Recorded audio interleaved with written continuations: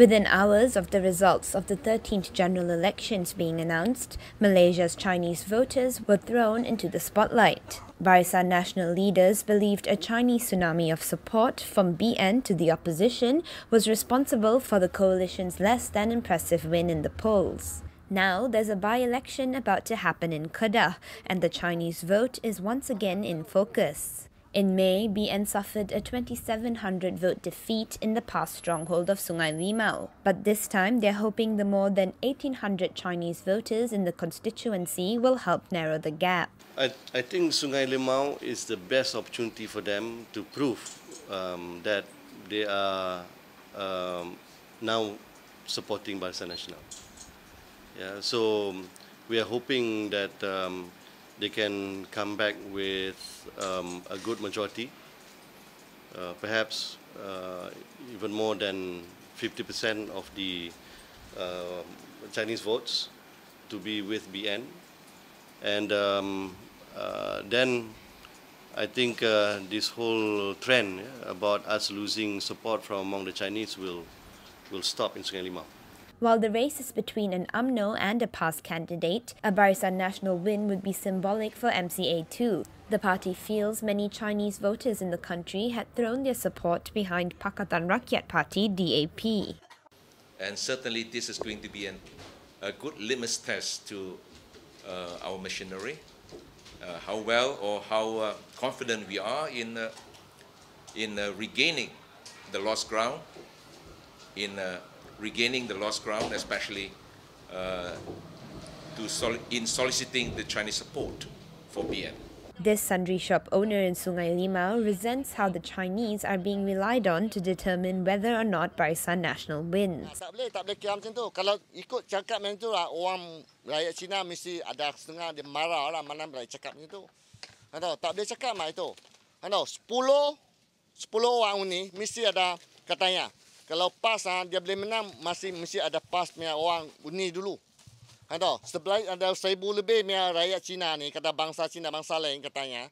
Itu undi tak mesti kata satu-patu undi parti bangkang ni. Tak boleh. Itu orang penduduk undi apa, siapa pun tak tahu. Dia terasa dia mau undi, dia undi apa, dia undi. Macam tu.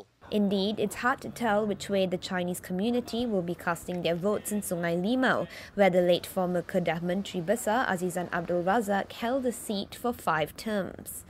Tak tahu, aku pun tak tahu. BN lah siapa? Kenapa? Tak mau lah, saya tak mau lah. Tak mau PAS? Tak lah. Kerjaan tu dia buat tak adil. Bila tak adil tu kena sokong PAS lah, bagi kerjaan tu sikit. Agar benaik semua benaik kan. Dah tak boleh kita cakap lagi dia marah pula. Banyak-banyak cakap pun tak boleh. Saya ingat saya tak mau ubah lah. Saya mau ikut PAS. Kalau BN tolong kami masuk BN lah. But one thing about Barisan Nasional has upset Chinese voters. In past interviews, Mukesh Mahathir reportedly said he would be focusing on helping national schools in the state rather than Chinese schools because he wanted to support communities who had backed Barisan Nasional in the general election. Hak tu terpaksa. Hak tu ikut-ikut tak boleh. Paksa kami.